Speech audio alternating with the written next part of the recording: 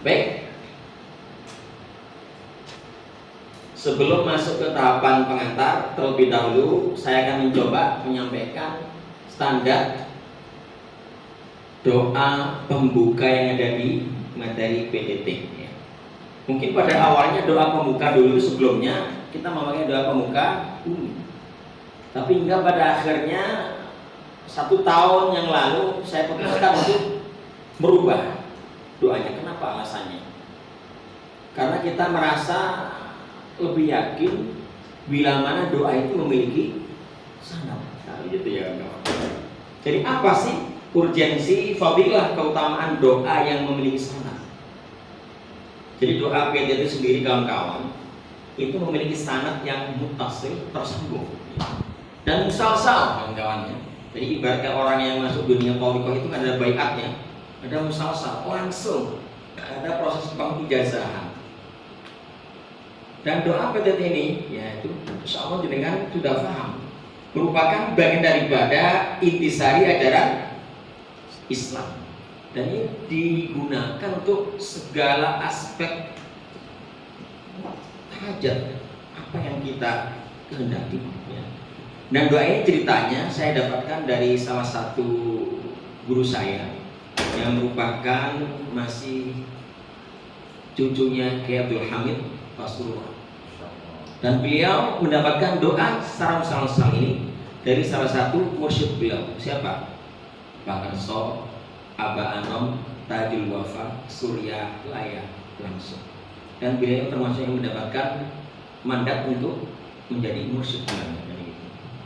Dan kalau diruntut syarat ke atasnya, ini sampai pada puncak sang penerima doa yaitu Prabu Boris Ngora, yang sebagai salah satu cikal bakal ya, kerajaan, tahu ya, Pulau Panjalu di Ciamis. Ada yang pernah dengan ziarah Panjalu di Ciamis, paham? Yang nyebrang itu ya? Ya, pernah dengar saja ya? Pernah nyampe. Alhamdulillah. Berarti saya aja belum pernah ya. Tapi insya Allah doanya nyampe ke saya lebih dulu ya, secara musalsal gitu ya. Dan ceritanya kan gini awal kisahnya. Jadi Prabu Boris itu kan sebelum masa era Prabu Siliwangi kan dulu itu. Beliau diutus oleh ayahanda beliau untuk mencari ilmu kesejatian. Artinya beliau merantau sampai di negeri Arab, di Mekah sana bertemu Sayyidina Ali karramallahu wajhahu. Sehingga diuji oleh Sayyidina Ali, kalau kamu bisa cabut tongkat saya, berarti kamu bisa mengalahkan saya. Akhirnya ternyata Prabu Boris Ngora itu enggak mampu menjabut tongkat Sayyidina Ali. Padahal posisi beliau udah tua, rentak, udah sepuh. Hingga akhirnya diangkat menjadi murid dan masuk Islam dan dibiasakan doa PTT. Insya Allah doa ini ya tajrid ya, insya Allah sudah saya buktikan dalam segala macam aspek. Kalau selagi doa itu diamalkan istiqomah, insya Allah mujarab. Ya, termasuk saya manfaat untuk meruqyah, untuk menundukkan bangsa siluman jin pakai doa PTT ini. Bahkan kemarin ada salah seorang trainer PTT dari Kalimantan Selatan, anak saya sakit kejang-kejang, bacakan doa PTT. Gitu. Asalkan yakin istiqomah, insya Allah. Maka pada kesempatan kali ini saya niat digasakan doa PTT ini secara muttasil dan musalsal, yang sebagaimana doa ini saya terima dari guru-guru saya, muttasil sampai ke atasnya, sampai Sayyidina Ali karramallahu wajhahu dan sampai Rasulullah sallallahu alaihi wasallam. Ajastukum jami'an qulu qabiltu. Syaratnya harus ada qabiltu. Baik, kita baca sama-sama pakai doa nada umi ya kan kawan, agak ibunya agak tegas. Abata Bismillahirrahmanirrahim. Asyhadu an la ilaha illallah wa asyhadu anna Muhammadar Rasulullah. Asyhadu an la ilaha illallah wa asyhadu anna Muhammadar Rasulullah. Asyhadu an la ilaha illallah wa asyhadu anna Muhammadar Rasulullah. Astaghfirullahal azim. Astaghfirullahal azim. Astaghfirullahal azim.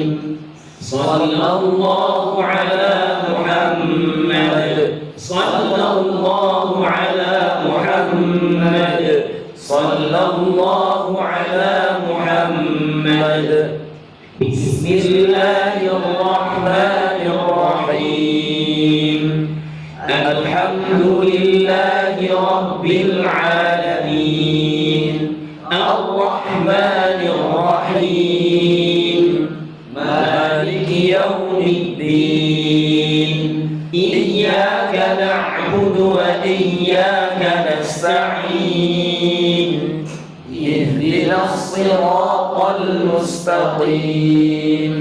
Siratal ladzina an'amta 'alaihim ghairil maghdubi 'alaihim waladdallin. Cukup nggak pakai amin ya, karena sesuai syaratnya begitu. Baik, ini nanti jumlahnya bisa jenengan tambahkan sendiri. Mungkin syahadat bisa 1 kali, bisa 3 kali, istighfar bisa 11 kali. Dari kebutuhan bisa 40, bisa 100 atau tanpa hitungan. Sholat Jibril juga sama, bisa minimal 3, 11, 40, 100, 100 bahkan ribuan. Yang penting itu bukan masalah jumlahnya berapa, keistiqomahannya. Jadi sebagai apa ya? Doa pembuka. Karena dulu oleh Prabu Buresmura untuk menaklukkan bangsa siluman gadang di daerah Pulau Sana. Siapa? Macan-macan udai, macan-macan siluman yang besar-besar itu pakai menundukkan tunduk semua. Alhamdulillah saya coba kemarin waktu di Sulawesi itu berhasil ya, pakai keberkahan doa ini menundukkan bangsa siluman naga laut dari wilayah Sulawesi kemarin ini. Alhamdulillah berkahnya doa ini. Ya, baik. Nah, berikutnya saya jelaskan kawan-kawan ya. Adapun pokok bahasa di penguatan konsep ya, secara umum apa saja. Untuk gambaran sebelum penguatan konsep, artinya buku yang di kotak-kotak itu ya, nanti secara umum ada tahapan memahami teori makhrajul huruf dan sifatul huruf ya, secara mudah dan aplikatif. Setelah itu masuk di penguatan konsep. Jadi yang kotak-kotak itu ya, jadi perspektif pemahamannya, pendekatannya masih mengikuti pendekatan ala jilid, kayak di jilid ya. Membedakan hamzah dengan ain, ya kan? Cuman judul bersama, tapi bobotnya kualitas yang tidak sama, kawan-kawannya. Kalau dijilid ma'dziratan muqsadatun di PTT bisa, jangan tidak pernah merasakan ya, walaupun hanya hamzah ya. Nanti berikutnya membedakan ha dengan ha, wain dengan kha, qaf dengan kaf, dha dengan dzal. Pertanyaannya, kenapa ta gak dimasukkan sa? Karena pemahamannya sa itu gampang. Kalau gampang ngapain tidak bisa? Kemudian membedakan po dari ta. Nah, kalau sudah mulai satu makhraj beda sifat, rawan kawan-kawannya. Dhillatun keliru menjadi dhillatun. Satu makhraj beda sifat. Dhillatun artinya atap, naungan, atau bahasa kerennya apa? Kanopi, yupan, tahu ya?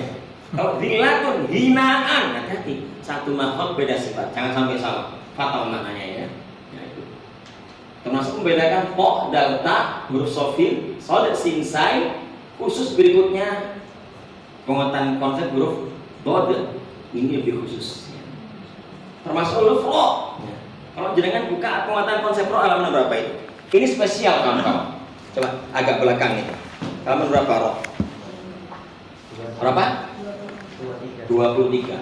Khususan roh itu materi yang cukup spesial. Kenapa? Jadi diibaratkan yang namanya problem penyakit itu harus diberikan apa? Dosis takaran obat yang tepat. Karena problem roh itu cukup berarti banyak kawan-kawan ya kan ya. Jadi gitu. Maka dalam hal ini di penguatan konsep setelah saya renungkan tidak hanya sebatas 4 baris kotak-kotak saja, tapi berapa?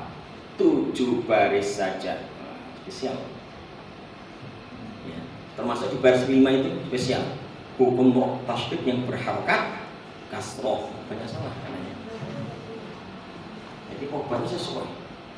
Jadi kalau obatnya dosisnya kurang, nggak menarik, gampang saja gitu ternyata. Ternyata wah, berarti sama saya memberikan resep formulasi obatnya. Jadi harus sesuai. Jadi begitu. Termasuk nanti selalu apa? Wakaf pada huruf sukun yang sejajar atau berurutan. Maka dalam hal ini ada nggak judul yang sama dijilid? Khusrin jika wakaf dibaca khusr dan seterusnya. Lafaznya cuma sedikit dijilid. Paling sama baris apa? Sama halaman berikutnya. Kal'in, itu kan ya? Paling 7 lafaz. Tapi di penguatan konsep PTT insya Allah cukup rame. Ada berapa? 8 baris saja kata Pak Jokowi. Pak Jokowi kan ya? Iya bagus itu ya. Ya cukup 8 baris saja Pak Jokowi. Meyakinkan dan wujudi gitu kan. Maka di sini beragam, latihannya banyak ya. Lam yahibna jika wakaf dibaca lam yahib. Mana kira-kira? Alal arsy jika wakaf dibaca Alal arsy. Mana kira-kira? Arsy. Nanti di BT metodologinya. Boleh dicicil, boleh dikredit kalau kesulitannya. Ini lebih tepatnya. Apalagi lafaz-lafaz yang menantang. Wah ini yang ditunggu ini. Apa?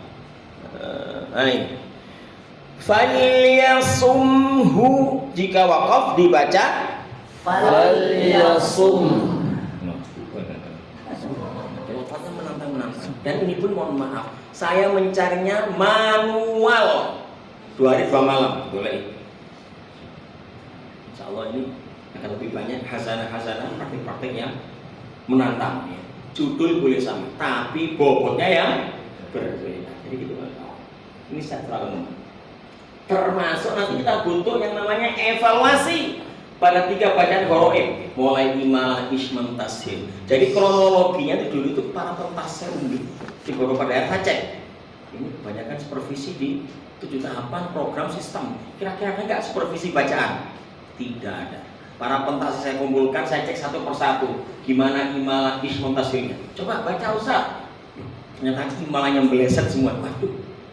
Hingga pada akhirnya kita putuskan, kita dudukkan judulnya evaluasi qoro'ib pada 3 bacaan. Apa itu? Imalah, ismam dan tashil. Biar nggak meleset, kita kembalikan ke jalan yang benar gitu kan kamu ya. Jadi judulnya cukup simpel kan. Judul boleh sama tapi bobotnya yang berbeda. Kenapa? Penguatan tahsin. Gitu kan. Nah ini petunjuk singkat bagaimana memahami. Materi PTT ya terdiri dari 1 buku dan 2 alat peraga sebenarnya ya. Tapi sudah include nanti. Tadi sudah saya kirim Ustaz ya. Ustaz Amin kirim ya, kirim ke kawan-kawan ya. Kemudian materi buku terdiri dari ada secara singkat makhos sifat dan ada penguatan konsep dan tahap latihan. Kemudian pokok bahasan peraga membahas secara umum teori makhos sifat secara aplikatif, dan peraga 2 itu hanya penguatan konsep yang biasa kita baca ketika untuk klasikal saja. Tapi menurut saya cukup di buku itu. Kemudian, nah ini materi penguatan konsep, maksudnya yang kotak-kotak itu namanya penguatan konsep. Maka disinilah yang namanya penguatan konsep itu menjadi ujung tombak di materi PTT. Jadi ujung tombak yang kita andalkan di PTT di penguatan konsepnya yang menjadikan bacaannya baik itu di penguatan konsep ya. Penguatan konsep diajarkan dengan standar bacaan yang tahqiq. Kalau tadi secara terperinci kan ya, ini secara singkat. Apa itu tahqiq?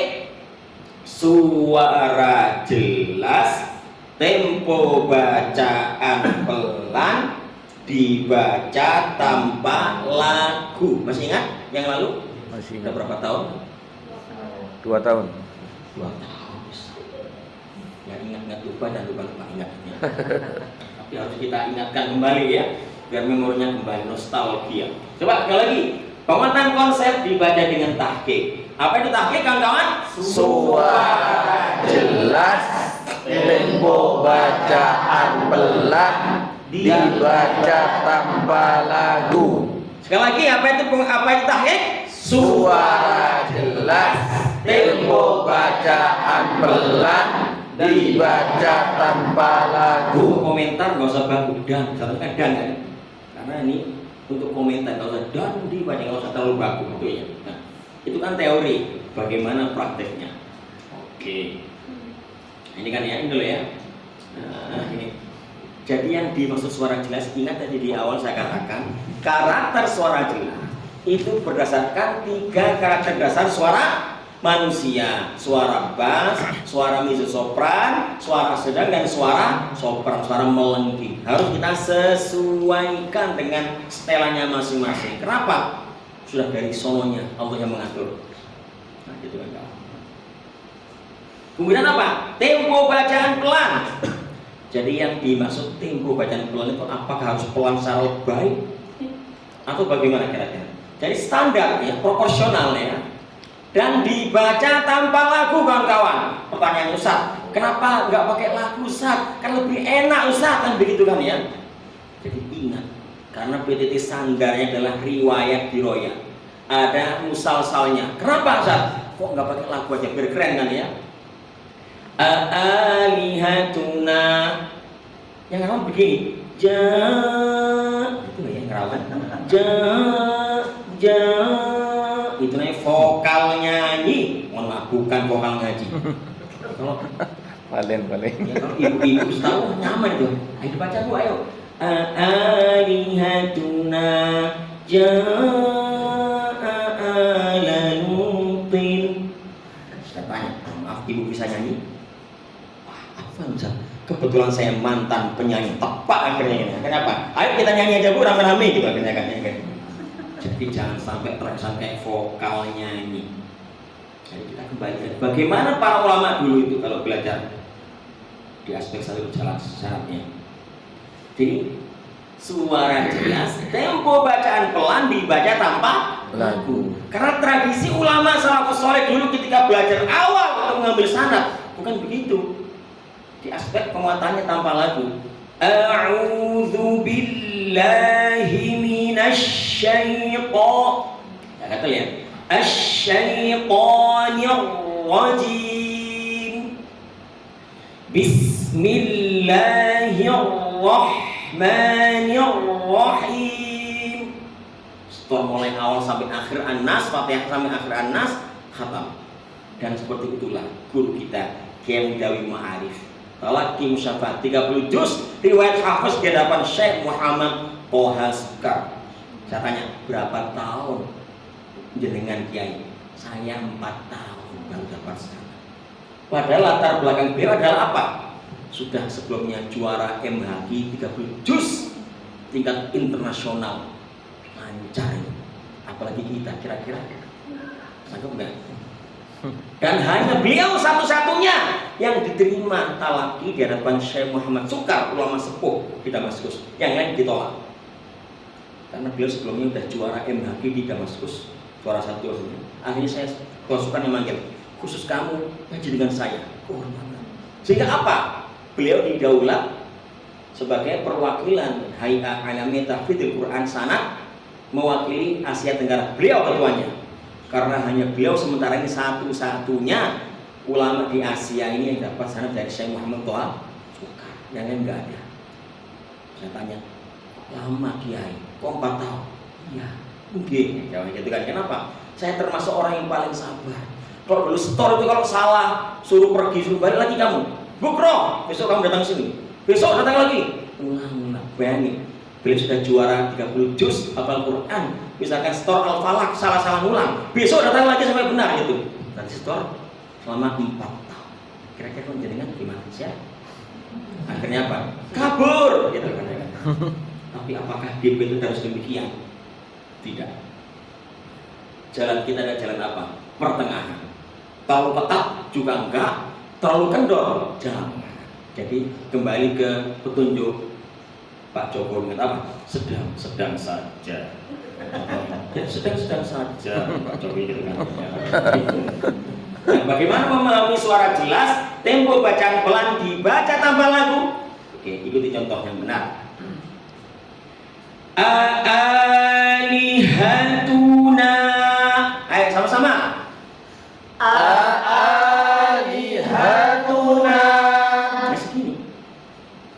Ja'a ala Lutin. Ayo. Ja'a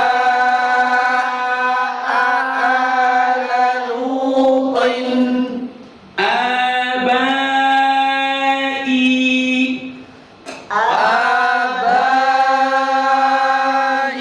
Jadi yang dimaksud suara jelas itu adalah vokal dasar mulai misalkan abai, mulai A sampai I stabil vokalnya, tidak boleh terjadi penurunan, utamanya di akhir lafaz. Itu yang rawan banyak. Bagaimana yang salah?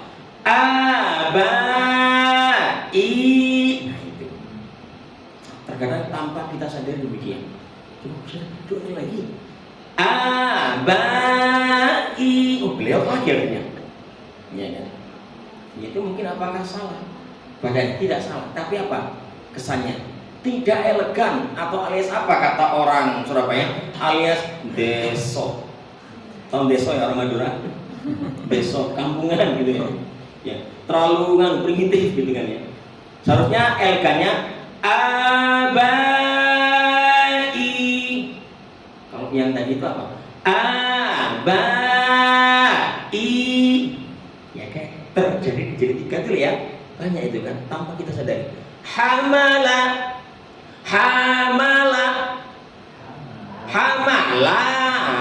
Itu nggak standar itu ya. Terlalu kampungan, deso kata orang Jawa. Nggak bagus ya. Maka di sana berarti harus sama. Wa itaiz zakati, sama-sama. Wa itaiz zakati. Jadi vokal kita terasa di sini mengatur kestabilan suara ya. Mulai baris pertama, baris kedua, lafadznya secara umum biasa. Tapi semenjak mulai baris ketiga, apalagi baris keempat, lafadznya begitu menantang kawan-kawan ya. Waman wasai. Ayo bersama. Waman wasai. Wadharra. Ayo. Wadharra.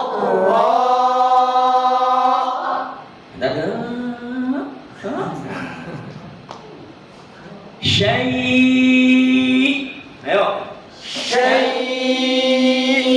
Jadi ingat ketika mengucapkan syi, karena berhubung syi itu syi kuat, jangan sampai syi-nya itu ditambah-tambahi sukun sebelum fathah. Bagaimana? Kenapa? Biar siap-siap Ustaz, biar mantap. Syai, jangan. Itu namanya nambah-nambah. Langsung aja. Syai. Ayo. Syai. Apalagi yang berikutnya harus landai. A'alidu wa ana ajuzun. Ayo. A'alidu wa ana ajuzun. Jadi susunan katanya lafadznya menantang-menantang. Kita pilihkan demikian dan seterusnya kawan-kawan. Jadi seperti itulah kekuatan konsep yang mampu ke depan harapannya mengantarkan baca kita ke arah menuju tahqiq. Apa itu tahqiq? Suara Jelas, tempo bacaan pelan, dibaca tanpa lagu. Jadi begitu. Itu standar penguatan konsep. Nah berikutnya di tahap latihan harus bagaimana Ustaz tahap latihan? Maka target di standar tahap latihan kawan-kawan, selain fokus pada standar bacaan tadi, fokus kita di tahap latihan. Kita berupaya untuk berarti keterampilan lagunya harus standar. Jadi jangan sampai berubah. Ingat, nada umi ada berapa tingkatan nada umi? 2. Nah, sepakat. Ingat pesan Pak Jokowi, 2 saja. Kan begitu Pak Jokowi meyakinkan. Oh itu saya tidak tahu itu padahal bohongnya. Jadi 2 saja. Jadi nada umi itu pertama turun, yang kedua naik itu aja, turun naik itu secara teori. Nah, praktiknya bagaimana? Ingat, maka target kita setelah latihan sebelum membaca, maka akan kita bagikan kembali, saya tambahkan bisa menandai wakaf ibtidanya. Akan saya bagi lagi ya PDF wakaf ibtidah. Jadi targetnya demikian. Anggaplah sini berdiri mu'attalah. Ketika fahiyah ini turun, wakaf di mu'attalah, maka lafaz mu'attalah juga ikut turun. Jadi nada pertama itu awalnya turun, wakafnya turun. Bagaimana praktek yang benar? Coba ikuti. Fahiyya khawiyatun ala 'urushiha wa bi'rim mu'attalah. Ayo sama-sama. Fahiyya khawiyatun ala urushiha wa bi'rin mu'attalah. Ini prakteknya benar. Nada pertama awalnya turun, wakafnya ikut turun. Jangan berubah. Jangan sampai awalnya turun, mu'attalah wakafnya naik. Ini kesalahan nada. Contohnya bagaimana? Fahiyya khawiyatun ala 'urushiha wa bi'rim mu'attalah. Nah, ini salah. Ayo ikut yang salah biar paham, ayo.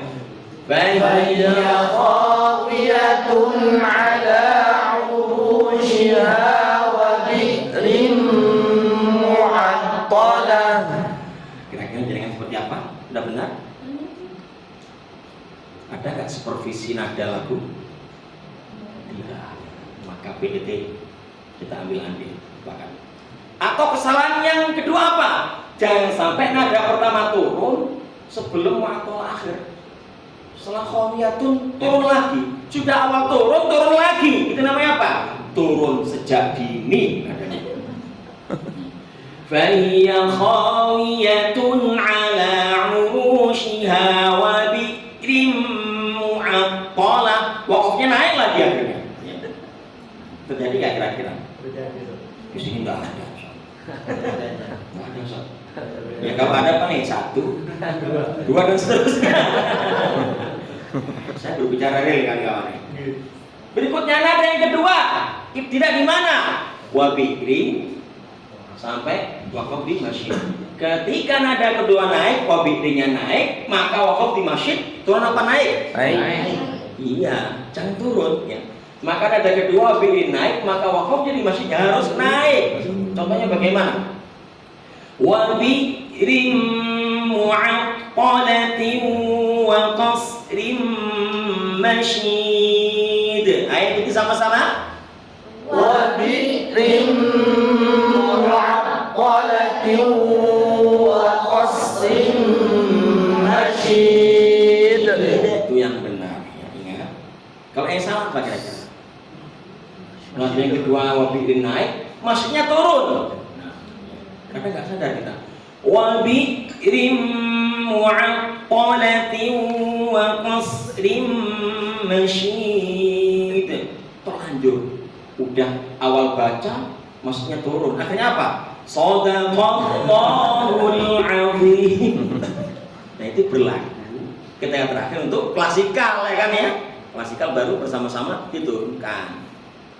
Atau kecuali kayak tadarus Ramadan ya, bergantian. Kalau jenengan paham nada umi, akhiri sebelum Shadaqallahul dengan turun, baru itu yang standar. Jadi sepertilah pakem standar nada umi yang sesungguhnya. Kira-kira bisa dipahami? Siap mempraktekkan? Siap. Nanti kita lihat. Kok standar bacaannya relatif lebih aman.